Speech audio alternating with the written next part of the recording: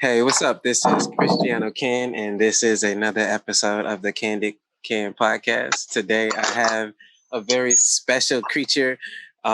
This is Satori, or whatever vibration or mantra she goes by. She can share and say. And to be honest, this outside of this being our first Candid Can podcast, we have these discussions that you're about to see us go through. It's just this is the first time that we're pressing record.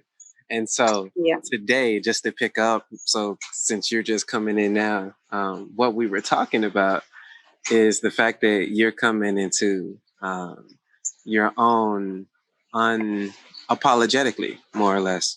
And what I didn't get to ask you was, do you see, is everything around that positive?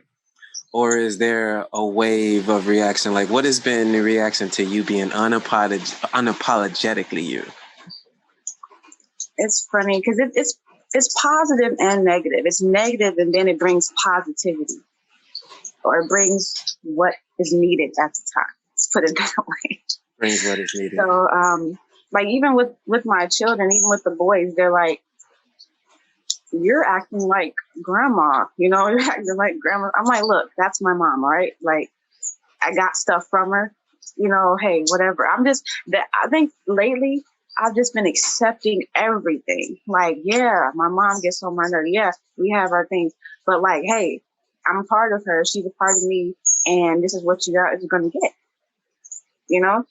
And I don't care anymore. Like, it's a deeper level of healing to be in this space, because it's like whatever issues I've had with her, like they're just gone. They're burned up. I'm like, I take all the goodness, her strength and all of that, and I'm going to use it right now. You're going to feel it, and I'm accepted. I'm not upset or mad about it. It's just, it is who it is. I'm starting to look like her. I cut my hair. I'm like, hey, it is. And, some people think I'm mad, and that's funny too. And I've just been very direct and bold about me communicating. Like, I'll tell you exactly what it is. And, some people think like, oh, are you okay? I'm like, yeah, like I've had the best day I've ever had almost in my life. And you're thinking that I'm upset. It's funny because I used to have these spurts of this, throughout my life. And those were like the best times. And I'm like, okay, I can just chill now. But it's like they would think I was mad, but I'm not mad, because I'm very respectful, and I just tell it like it is. I'm like, look, this is this and that. This is what I'm doing. And, that's just what it is. So it's been, I guess you can say, negative at first, but then me stepping into that fully now, which I call the case of the fuck it's permanently. People are just either going to deal with that or not be around. But you say this, and I remember how I met you, and yeah, and what I've seen develop. I've seen the Lotus open up and evolve, and what made it now. It seems like for what you teach and share, this unapologetically you is something that, did you feel that you were already there only to realize that, whoa. No, now I'm here? Or is this the first time you're feeling that you're stepping into this pot of possibility? I've felt this way. I say a couple times in my life in the past, I've felt this way similarly. And what happened was the power, I felt like it kind of freaked me out. It kind of scared me in a way, because it was a lot of power and how people reacted around me. And it was overwhelming. But because I guess I hadn't done enough clearing and cleansing and cleaning at the time, because I hadn't even started my spiritual journey when this happened. Like, it was a while back, but I'm like, oh goodness, I didn't know what to do. And I wasn't ready and prepared to be in that space, because I had work to do. And it doesn't mean I don't have work to do still now, but it was like, I really did. And me being in that space, then I guess it just wasn't time. So it kicked me out, whatever happened, you know, and I kind of went back to being too nice and all of that, being too understanding, giving people the benefit of the doubt. And now, since I've done a lot of work on self and since I continuously do that, I'm feeling it come back around. And it's like the universe telling me, okay, third time's a charm. Let me bring this back around and see if she's ready to stand fully in this power. And I feel better now because, you know, I have cleared and cleansed a lot of myself to where I trust myself with this power now. Basically, I trust myself more so. And this journey of me communicating that to people, you know, this is my journey of getting back there. You know, like, I'm like, I liked it. You know, I liked it. It freaked me out, but I liked it, you know, and now I feel better about it because it's more pure to me. It's way more pure. What part of power or empowerment is the scary part? What's the part when you're like, whoa? Is it when you realize that, wait, that worked, or I can do this? Like, what part it takes you back? When I see, it was a while ago when it started to happen. Before, it was people, you know, like, it was my reflections, put it that way. It was the reflections that were coming to me. And at the time, I didn't understand any of this, you know. I was just like, but I knew I didn't really, it was just like a huge magnet, okay? And I felt like it wasn't, I think it was more just on the negative side. And it wasn't like I was trying to be bad or negative, but it was like I had a lot of power with people, you know. Over people? Over people. And I didn't know what to do with that because at the time I hadn't gone on my journey of self-discovery with my business. I'm like, what do I do with this? Where do I put it? Where do I I didn't understand transmutation or channeling, anything.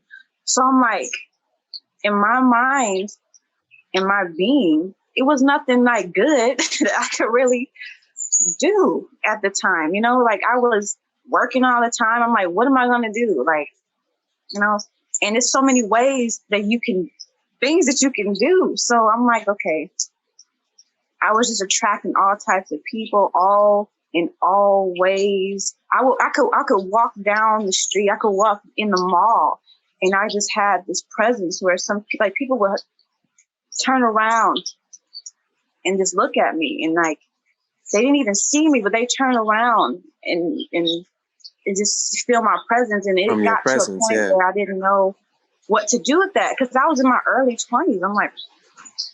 I'm like, what the hell is this? And it just freaked me out. And I'm like, I don't know if I'm ready for that.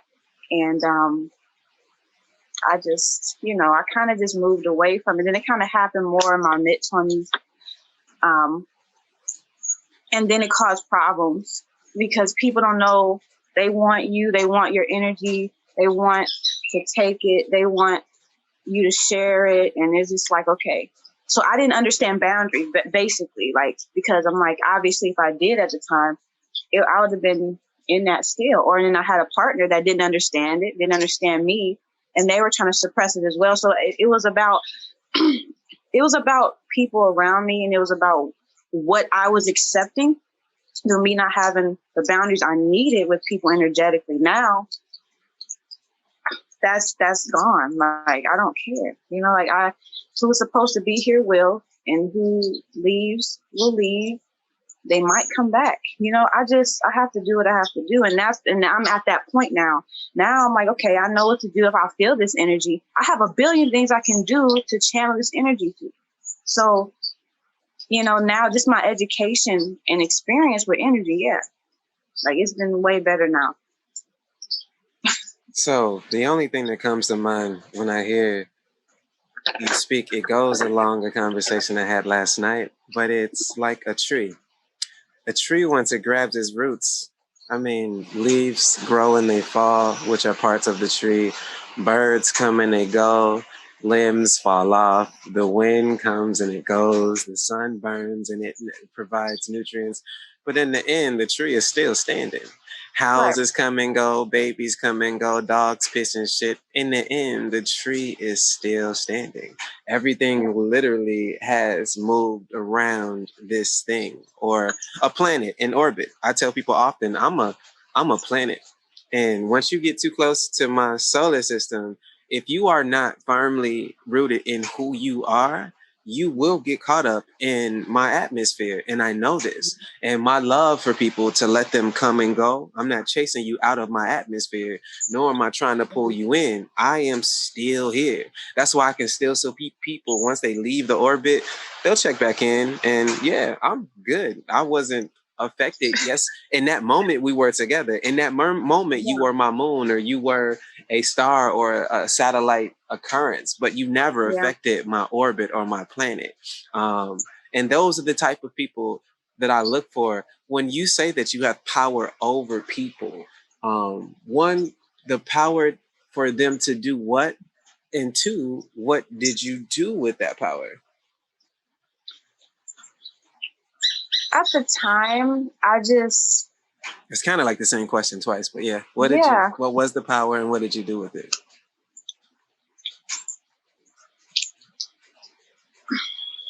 It was deep intrigue.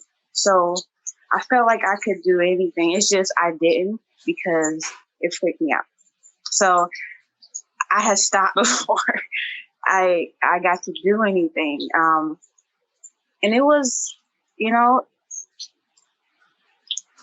I just felt that. I just felt like the dominance, like I'm a dominant person. I'm a dominant woman. And it's like, that's not all I am, but I have that. And wait, okay, let's stay there. Let's stay there for a second. What's the difference between dominant and alpha? Well, okay. I mean, you can be dominant and take control in your life. Okay. You can, I feel like we all have different dominant parts of us, but being an alpha, I feel like it's more rulership than anything. I feel like alpha is like rulership more so. And at the time I was, the dominant energy, it just seemed like I kept attracting people that were submissive, and this can go into a whole other conversation, but we're not going to go there. We're just going, because this is pulling me. So keep going. No, don't pull the thought out. So it's like, okay. So it was just, I don't know. Okay. So my Venus is Aries. Okay. Let's put it that way. Mm-hmm. And if anyone understands what that means, is the love is like ruled by, war. Like the whole Aries is ruled by Mars, so I don't just identify with that's who I am and that's what it is. But I do feel that energy, okay? Mm-hmm. A lot inside. And that dominance is like something that wants to come out, and the control or the something wants to, the intensity and the passion of who I am that could come out through sex. It could come out through everyday life. You know what I'm saying? And it was something that I didn't understand how to express. So I just didn't, and it had been repressed, emotions and feelings with people, and not just with people. This is me. So like anyone else around us, either we're going to project, or, that is us, we're going to project it. So I have this intensity. My energy goes out. So it's like, it's just constantly people. or feeling, have that energy of like a hunter sometimes, where I find things, and it doesn't mean I'm trying to kill animals or just trying to control people. It's just an energy that I can find stuff. I go, I look around, I find a nice spot. Like, I always find great things. Mm-hmm. Going about it. So it wants to manifest sometimes with others, and I'm like, how is that possible? And I haven't really done that really, so it's starting to come into fruition, and it's coming back, but it's in a way of me relinquishing control now. Like, I've had so much control over like my life and everything in it, and it doesn't mean that it's a bad thing to have control over yourself and your life. But like, sometimes I don't want to have that control. So all the while, the dominance and all the energy inside that I wanted to express, I realized it was really me wanting to relinquish control a bit, because I can have so much. I can go after, I can be this person. I go get what I want, but then it also feels good to relinquish control. So yeah. Are you letting go now? Where are you? I can't hear you. I said, are you letting go now? Yeah. So I'm just letting go more, because like my whole life, like, I'm the one in control of everything. Like, there's no other person. I don't have an assistant. I don't have anyone or partner. So right now, like, main partner in my life. We're talking external, but I'm talking internal. I can't hear you. I don't know why.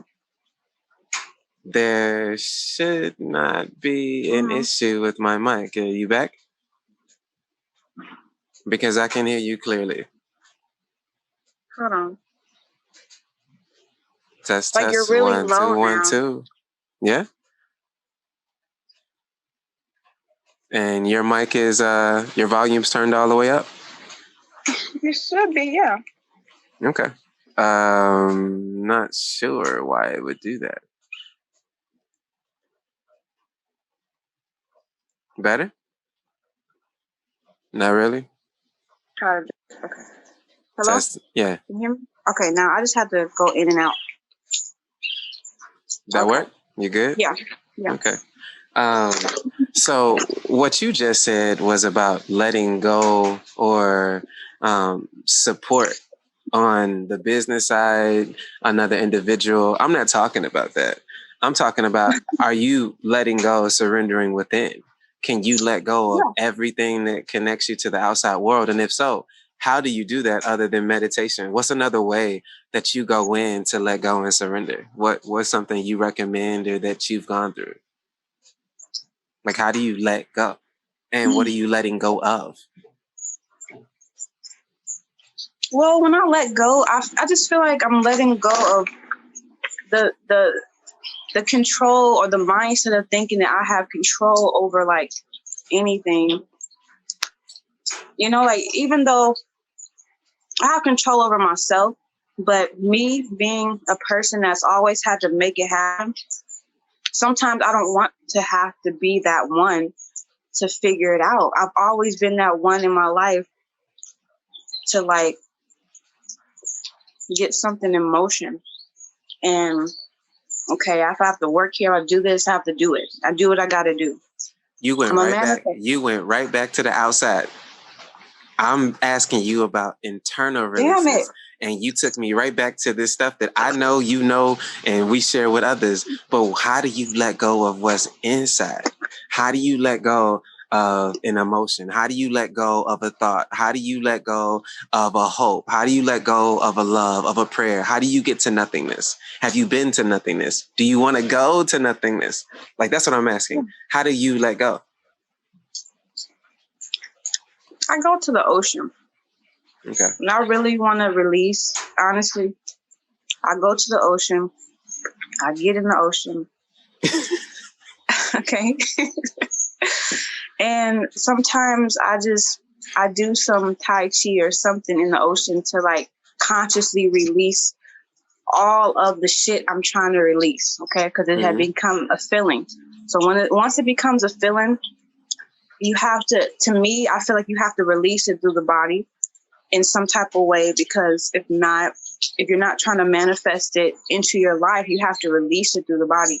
So I go in the ocean and I release, and I consciously say what I'm releasing. I say it out loud. I say it in my mind, and I just push it out, and I do that a few times, and it actually really helps me. It really, really works. Whatever it is, whatever I feel like it needs to come out, that does not serve me, that's what I do. It really helps. Okay. Yeah. So the ocean is your release. What's your creative release? Like, do you draw? Do you sing? Do you dance? Do you act? Like, what's your creative release? I love to sing. I'm just what? Oh my goodness! Oh my goodness! Let's go, little flower. I haven't done too much like writing lately. Like I wrote a few songs in my life, but I mean, singing is a beautiful release. Sometimes I'll dance around, do my manifestor dance, like when I'm in that creatrix mode of. There's an actual manifestor dance. That's a thing. Yeah, I made it up. Yeah. And I just kind of just move around and just do my thing and listen to magical music and just kind of whatever I want to come into fruition, I think about and I connect with the elements and I just do my dance, And I do get what I want, what I manifest. But sometimes if I'm not too specific and it comes to me, I still won't accept it. Like, okay, I manifested this, but I'm not going to accept this. So let me just get back to the drawing board. Huh. Yeah. Or you accept. Huh. Interesting.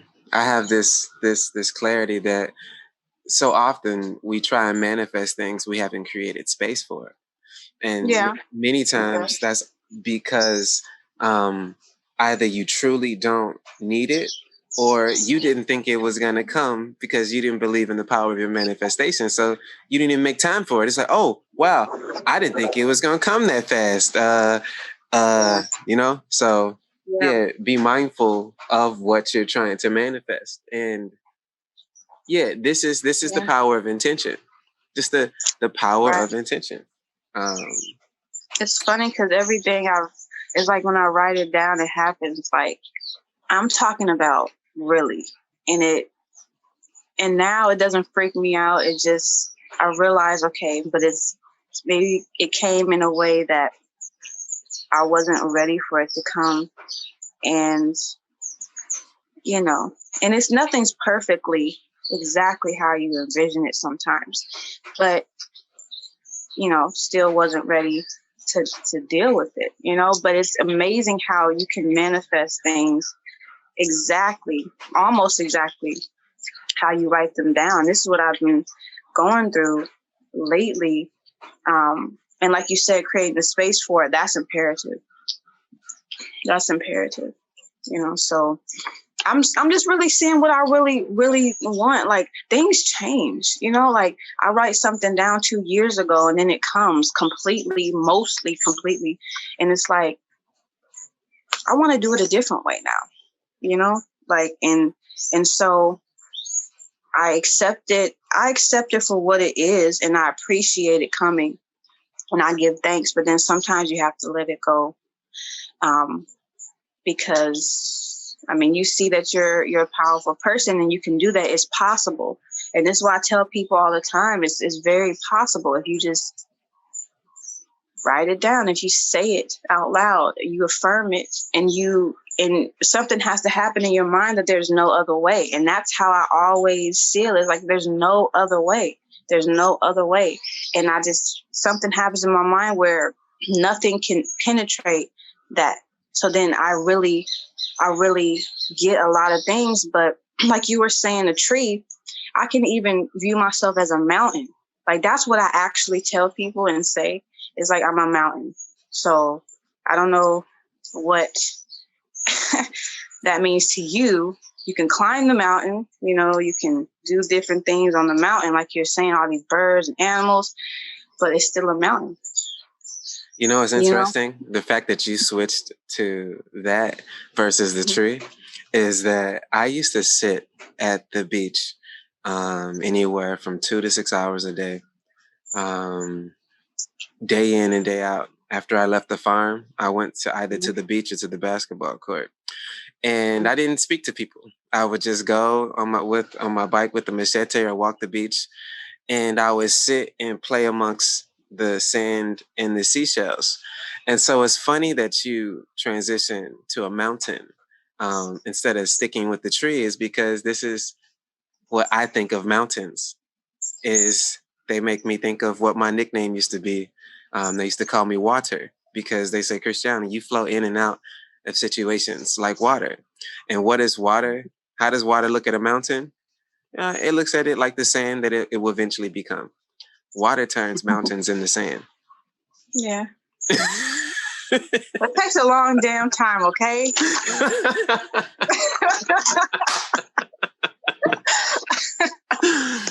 Oh my goodness. So yeah, but I was just sharing that because that's what it made me think. I understood your statement of something that's firm, long-standing, dominant, and that you can build, create, and it'll always be there. You really can't. What do you do to a mountain? It's there. It's its own thing. But yeah, it made me think of water. What water can do to a mountain. So yeah. So funny. So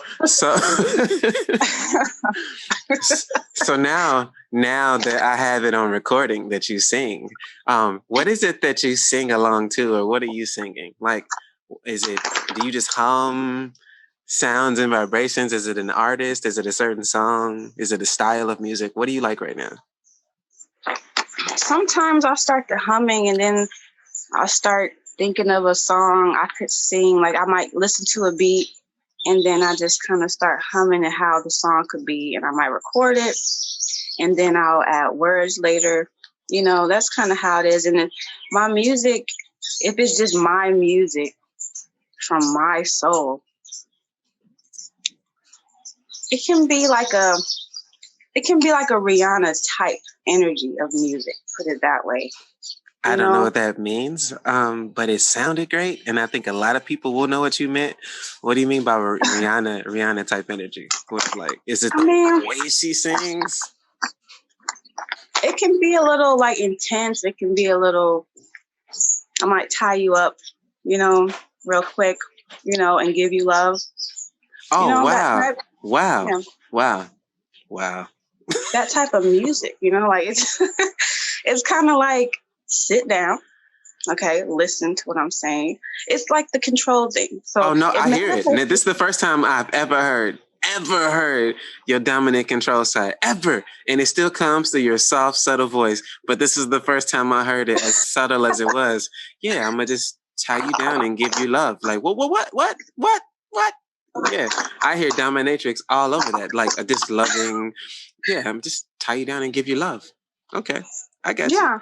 I hear you. Okay. So that's how it comes out, and that's this energy I feel like that has been in me for a while now. And I haven't really been able to express it because not everybody can get that, What was it? I was talking to April Henry, who told it was this statement that came about from my conversation, is that everyone doesn't have the threshold for your passion. Yeah. And that's really a lot of things come down to that limit. No matter how much you do get, it's when that limit is reached that it's just like, that was just my passion though. Like you just don't have a threshold for my passion. That's exactly what it is. It's the threshold for the passion and the intensity. Because when I think about myself, it's like very deep and very connective, and it's no words. So how can not everybody can deal with that? Like if I really want to express that, not many. So, hence,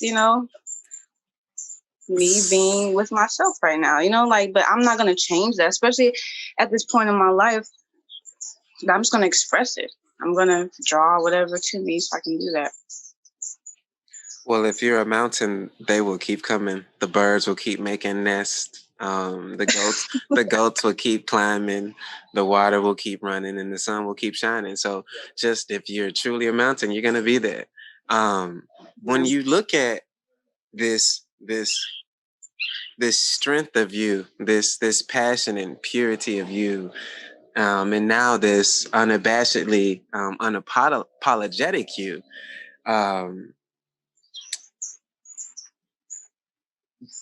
Are you actively open-minded for the door of a relationship, or is it, if it happens, it happens? Like, is your antenna up? Like, that could happen, or is it just like the magic? I didn't even know you were there until now. It's just like, where's your awareness on that magic moment? I'm just open for exactly what I need, like what's needed and what's in the highest way of what I need and what it's just supposed to be. Like I know that this is a part of my life that I'm going to express, and I'm manifesting it as we speak. So I think through that, it's helped as well. What is it that is most desired, or most the greatest crave when you are single? And I'll say, you can be as blunt as you want, because the last woman I talked to, Marsha, she was like, I miss having in-house dick. That's literally what she said. She says, actually, her words were in-house phallus. And I was just like, oh, really? Really? So, but what is it that is most craved in the simplest format? Jokingly or seriously, what is it? Yeah, sometimes, the other day, this guy kind of assumed I was like a feminist, or it's like, oh, well, how do you feel about listening, to men? Like, you don't need a man. I'm like, just because I'm single doesn't mean that I don't need a partner. I don't need a man. Like, I don't hate men. Like, I don't know what it is, but sometimes it's energy I give out, and it's, walking in power and stuff like that. And I'm like, how are you going to assume that? So I just feel that I don't necessarily dream and always think about having someone in my life. Mm-hmm. I've been married twice, okay, in these years of me being on this earth already. So I understand what that is, and I've learned a lot from those experiences. But right now, like, far as a relationship, what I would miss, I actually miss the support, that you get from someone, or someone just valuing you in the way that, okay, this is your dream, this is your goal, and this is something that I actually believe in you about. Like, even that type of, even like a lover relationship, like the intimacy of someone being your friend through that, and seeing you grow and evolve and change, and they support that throughout your changes, and they've seen you, because they're that close up with you, that's great. Like, I feel like acts of service as well. I can understand if someone needs to be away and they need to do their thing, but like, when you're around and you're just adding to a situation from your heart, because you want to make sure that I'm comfortable, you want to make sure I'm good, you want to make sure things are cool with me. That's what I miss as well. And I can say that I've chosen to love in a way lately, not just lately, but like, I've just solidified and decided to just love, like, not even really caring so much about what I get, but just showing love, care, no matter if it's something I don't like or I didn't really approve, like anything. I'm showing love and care and support. I'm encouraging, you know, and just breathing life into anyone that I'm talking to or dealing with, and that has brought some beautiful intimacy, with people. Like, I just want to, like, I've decided in my life now, it's not about what I get, it's what I'm giving. And I want everyone to feel that around me, because I want to give. Like, I feel good about it. So it's not about, oh, I want people to feel great because I want them to remember that, like it's because I love to give. And now it's a deeper level of surrender. It's a deeper level of submission. And this is what I'm saying. The dominance is there, but sometimes the most dominant, most powerful person you would never even dream could submit. You know what I'm saying? Because they need to relinquish. So if someone can be a vessel of that for you sometimes, it's And like see, an alpha dominant alpha something is called. It's interesting Dominant you say this. submissive or submissive alpha. It's alpha submissive, sorry. That's what it's called. I've found out. I've been in couplings with 3 alpha women and 3 different types of alphas. The funniest one was the feminist who couldn't see what was, based on trying to hold these principles of purity, when convincing herself at the same time that she was as open to breaking into something new. It's like, it's interesting when you can call someone out directly, and they want someone that can see them. They want someone that can call them out, but in the same vein, that's uncomfortable. So yeah. I saw it those days when it was like, please tell me these things, because when it comes from you, it's cool. Then at the same vein, when I'm like, just close your eyes and pause, that is taken as a whole different statement. So it's kind of like, okay, yeah, but dating alphas, as someone who has been described as an alpha, there is this release. Like, I can see them as an alpha, but they're not my alpha. And I can see them, I can see who and everything that they are not alpha to. And as long as that doesn't change, I'm good. When in the instances when these alpha women started to turn to me for my feedback, there is a difference from when I share things from consideration to when you're asking me to help you make decisions. I could never foresee an alpha seeking decisions from other alphas, because that's kind of what I can seek perspective, but not the decision-making process. That is when you are no longer the alpha. The moment you transfer your that over, you become the beta. The moment, and I didn't really desire to be around betas, but even the omega, you could be the omega.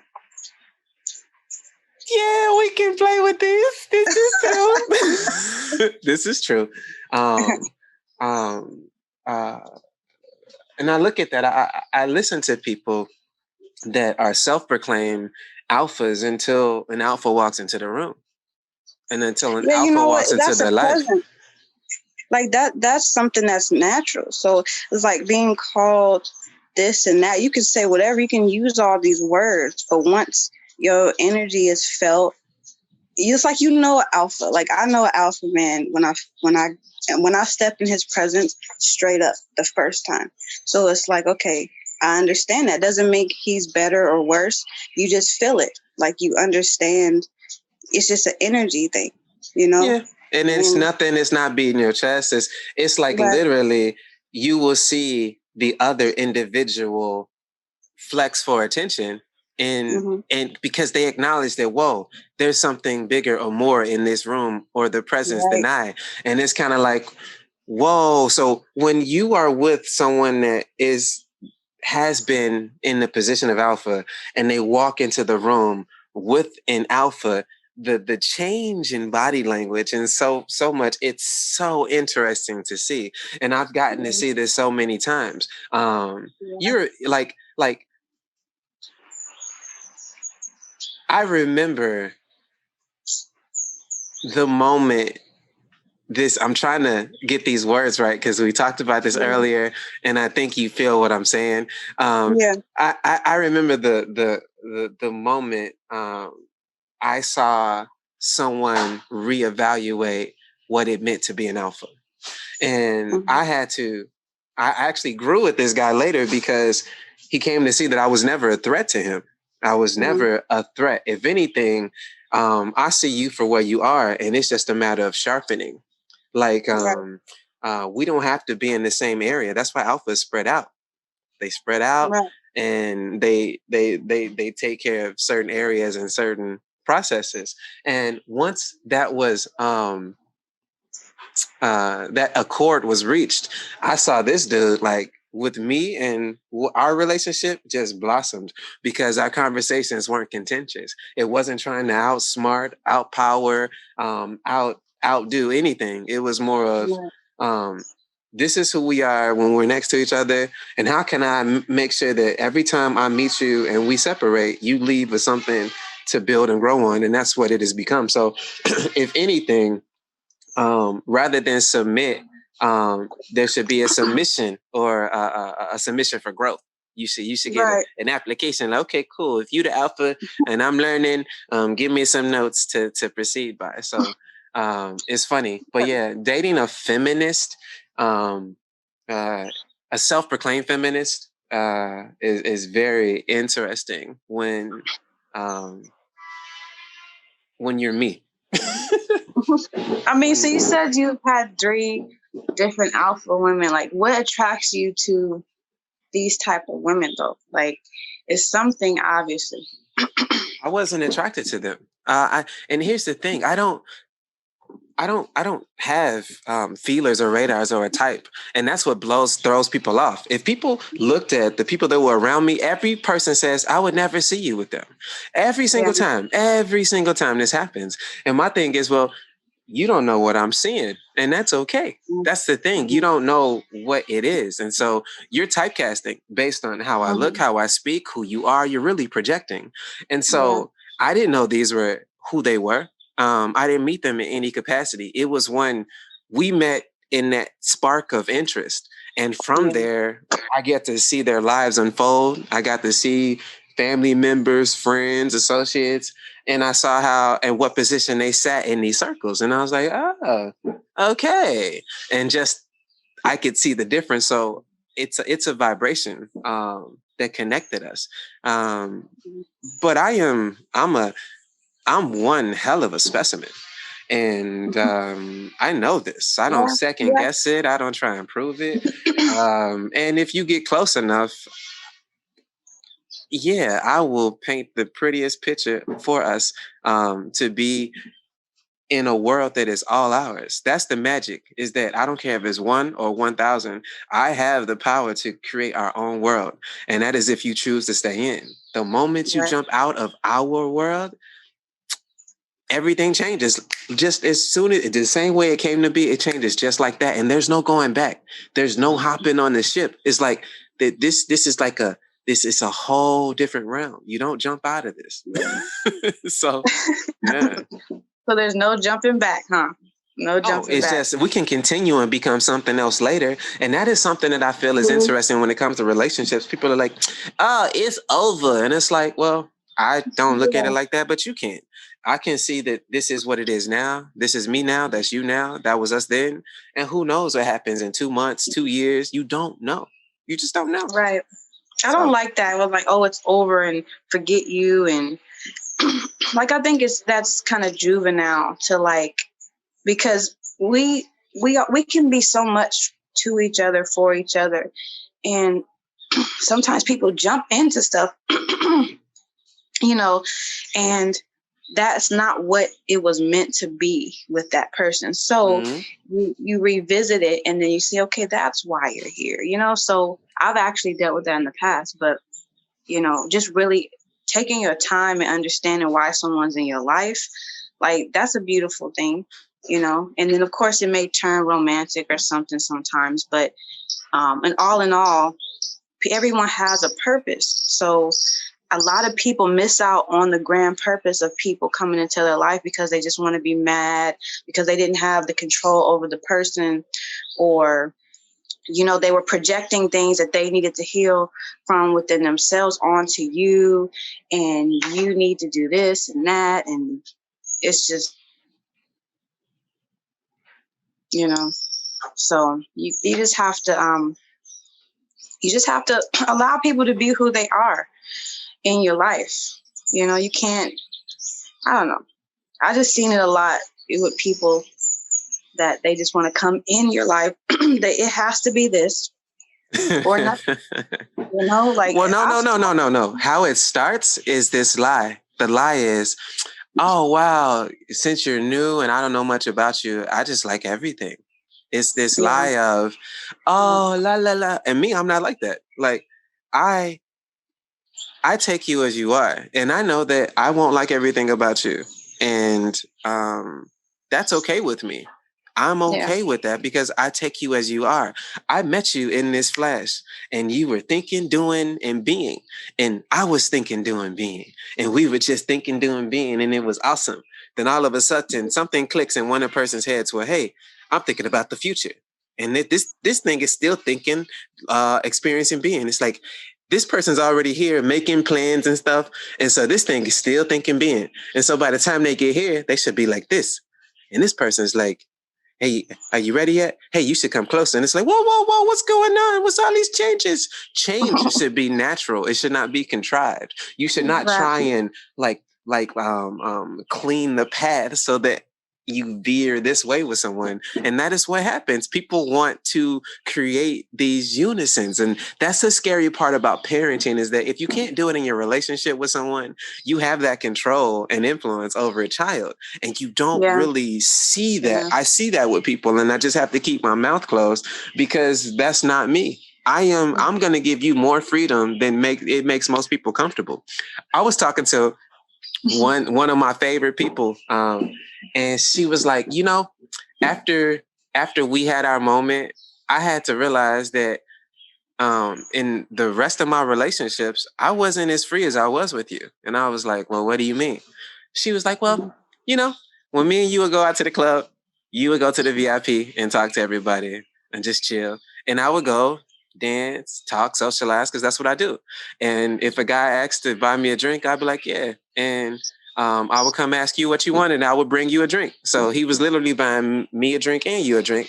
And I was like, and you never cared.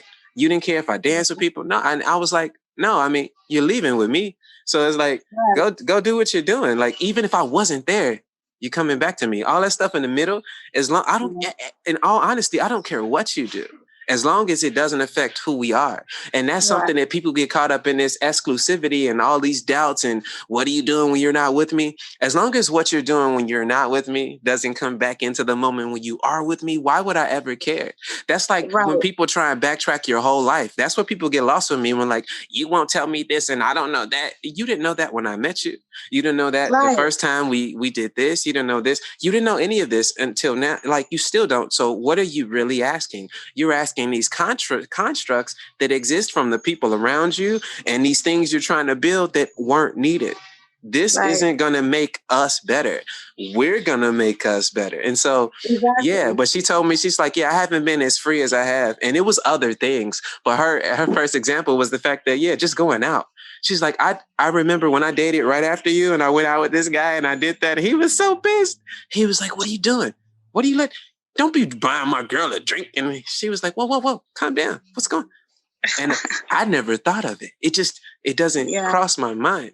I'm big on making sure we stay individuals. I don't want people to ask you how I'm doing and you feel that you should respond. That creates this disconnect. That creates this thing where those aren't the words I would say. That's not how I'm feeling. Ask me. And I want that person to say, ask him. I want people to realize, like, don't ask that individual how I am. Like, yes, we are a pairing. We are a coupling, but we aren't one part. We are a party. We have our own world that's ours, but you're trying to, like, impede upon this book. So no, like, that's always been a thing. Like, people don't see the beauty and the power in keeping what we have ours. Like, yeah, Right. let's tell everyone everything. Then what's ours? What's ours? If Right. everyone knows what we're doing, how we're doing it, when we're doing it, like, what's ours? I feel you. Can you hear me? I hear you clearly. Okay, good. But I had a relationship like that a while. It was a long time ago. And we would go to the club, and you know, we would, you know, split up, and we would go dance with different people, and somebody would buy me a drink. He might be like right down at the bar, and he's just like, he don't care, because it's like he knows what we had, and we're gonna be together at the end of the night. And you know, that's just what it was. Like, even when like we had parties, it was like I would dance with someone at the party, and you know, it wasn't even about, it's just about freedom. You can't allow people to put their shit on you, you know? You have to be strong within yourself, and you have to be confident within what you have with someone. Like, even my experience lately, like getting to know someone I'm still learning Spanish, but like getting to know someone closely that you don't speak their language that good. Okay, this is interesting. You speak more, like I speak more of their language than they speak mine, and very little. Okay, very little, and it's been awesome. Like, less words, less spells of shit, and all I see is like wanting to be comfortable, just adding comfortability. How can I add to this person? How can I make them feel great around me? How can I feed them? How can I, like, it's just all about giving. And it's not really about, and it's about energy. It's not about anything else. So even when you're taking away words, it's like a freedom that I've felt lately, because all the other stuff doesn't matter. It's just about how we feel when we're around each other in that space. It's all about that, and that has been great. And you cannot like stuff. You can try to make up things in your mind that you don't know, or I want to know this, and like, or you can mess it up, or you can accept that what you guys have is already awesome, getting to know that person without all the words. I'm so happy to not even hardly talk. Like, honestly, it's even helped me lately to see that I don't want to communicate as much about certain things, because I shouldn't have to. I'm just going to let people like do what they do and observe more and just see. And it works miracles, because when I was in Honduras, me and my sons, we had a whole day of silence, and literally, like, I didn't have to tell them to clean up anything. We didn't say anything to each other, but they were cleaning up. They were cleaning the house. They were doing things.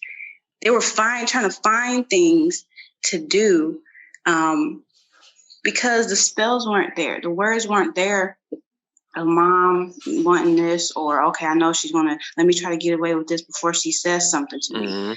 It was all about doing. It was all about doing. And you observe someone's actions, you observe their affection, you observe what they feel like they have a duty to do more so around you than just talking. I want to know this about your whole entire life. And I'm like, like that, it just messes stuff up. And if that comes up later, then you want to talk about it, fine. But I think people just stamp this thing on each other, like, well, now we're together, or we're about to be, or we're looking to be, so let me do this, Yeah, my thing is, I'm okay with the tentacles of a relationship. I'm not okay with the tentacles on the outside of the relationship. When you project all this stuff to other people that isn't known by your partner, they're walking around and everyone's like, hey, you know what I know about you? Hey, you know what I heard? Oh, it's so cool that you're going to do this. And I'm like, wow, how you guys? I don't even talk to you guys. And it just becomes something else where I'm like, I'm not in a public relationship. It's not hidden, but I haven't even discussed this with her. Wow, this isn't gonna last long. It's just talking about things that just doesn't, this is not people's business, or it's just kind of have something sacred. Just have something sacred. That's all. I want something sacred. Like, I'm a very private person. I like to do my experiments and do my things on my own. I tell people, you can talk all you want about these other people. You don't have to tell anyone I was here doing this. You don't have to tell anyone you just don't have to put me in the equation. And the people that know me know. And when I'm around, I hear how they tell stories, and they know I'm listening to see how they tell stories. Because if you tell a story where you just sit there and openly talk about someone who's not there, telling their details, their opinions, and so forth, that isn't a part or valuable to the story, you have to realize I'm not telling you anything, because it's for my discretion. I don't have to worry about what you may or may not say. At this point, I'm not going to give you the information to say anything. So that changes the dynamic if that being that is next to you is the one saying this. And that's just what you learn. Like that moment of love, when love strikes, that moment doesn't take anything of this into consideration. It knows that that vibration and that frequency is associated with this individual. I like the way it feels, and I want more of it. And so you learn all these other things later. All these other things come out later. And that is when you start to grow into each other, or you realize that you two can stand firm and be stronger as the 1 and 1 equals 3 or more. It equals more. So and a lot of people have to learn and grow in that, because sometimes they don't even think that they're doing anything wrong, because it's not wrong. That's the thing. It's not wrong. It's just it's not mine. And it's like, I just want you to be clear that I don't, as you say, unapologetically, I don't have to be okay with that. Yeah. I don't have to be okay with you putting me into other people's psyches and situations. If it doesn't come back to me, I'm okay with that. The fact that that comes back is just like, wow, I guess it was cool until I heard this, because they're bringing it up to it. They're bringing it to me knowing that I wouldn't tell them, but now they have it. Because they know you. They're saying it because they know you. Yeah, I can go tell them. I've never told them this. So they're like, hey, guess what I know about you? And I'm just like, yeah. And then why would the person even tell you? But what's sacred? Because they know that I would never tell them. So what's sacred? Like what? Like I have this conversation coming up, and maybe you want to be a part of this. And we'll let this be our first podcast together. But it's what do you hold most sacred in a sexual in about sex? What is the most sacred part about sex to you? And so I plan to have that conversation with a couple guys and a couple women who I feel can all paint on this same canvas with the most interesting of colors.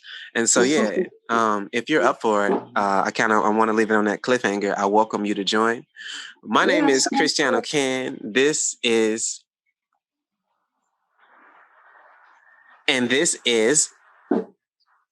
What? I don't know. And your name is? I don't know. It's a billion things, damn it. Satori C. I go by Satori C right now. Usually I don't like to be called anything because I can be difficult, but I change, I grow, I expand. So, hey. I dig it. I thank you for this moment, love. Thank you all for listening. As you know, it's everywhere. You can get it on Spotify, YouTube, and other streaming platforms. This is all about love, awareness, growth, and just more. We are more than we know. And the more you learn, the more you grow. Peace. Indeed.